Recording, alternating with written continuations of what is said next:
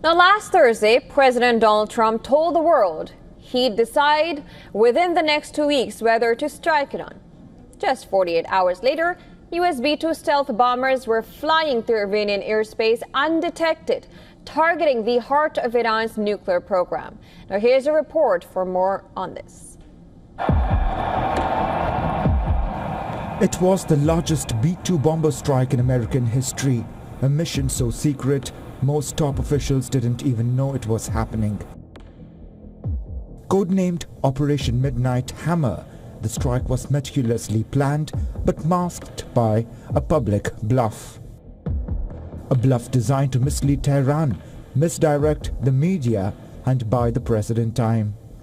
Sources say the president had already made the call days earlier, despite his public posture of indecision. Will you strike the Iranian nuclear component? And what time exactly, sir? Sir, would you strike it? Would you please inform us so we can be there and watch?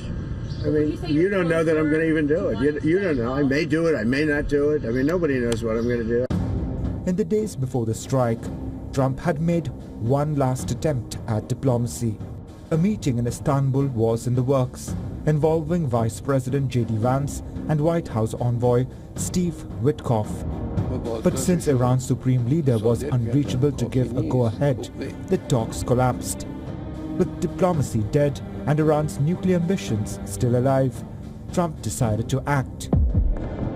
After cutting short his trip to G7, Trump convened a Situation Room meeting with his top national security team. Trump pressed for details on the military plans, the reliability of the 30,000-pound bunker buster bombs, and the potential risks.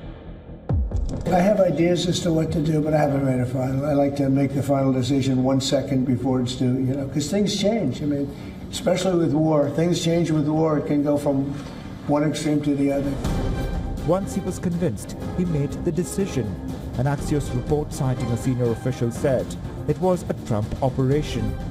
He picked the day, he picked the plan. But his public countdown doubled as a smokescreen, concealing a strike plan that was already in motion. Now, regarding the ongoing situation in Iran, I know there has been a lot of speculation amongst all of you in the media regarding the president's decision-making and whether or not the United States will be directly involved. In light of that news, I have a message directly from the president, and I quote, "Based on the fact that there's a substantial chance of negotiations that may or may not take place with Iran in the near future, I will make my decision whether or not to go within the next 2 weeks." That's a quote directly from the president for all of you today. On Friday, the stealth bombers departed their base in Missouri, as some bombers headed west, acting as decoys. The real strike group flew east into enemy territory. At the golf club in Bedminster, President Trump was relaxed. But by Saturday afternoon, he was in the Situation Room, watching the operation unfold. Our objective was the destruction of Iran's nuclear enrichment capacity and a stop to the nuclear threat posed by the world's #1 state sponsor of terror. Tonight, I can report to the world that the strikes were a spectacular military success. Iran's key nuclear enrichment facilities have been completely and totally obliterated. A message was sent to Iran. This was a limited strike, not the beginning of a wider conflict. The US now hopes Iran will return to the negotiating table. Bureau Report, WION, World is One.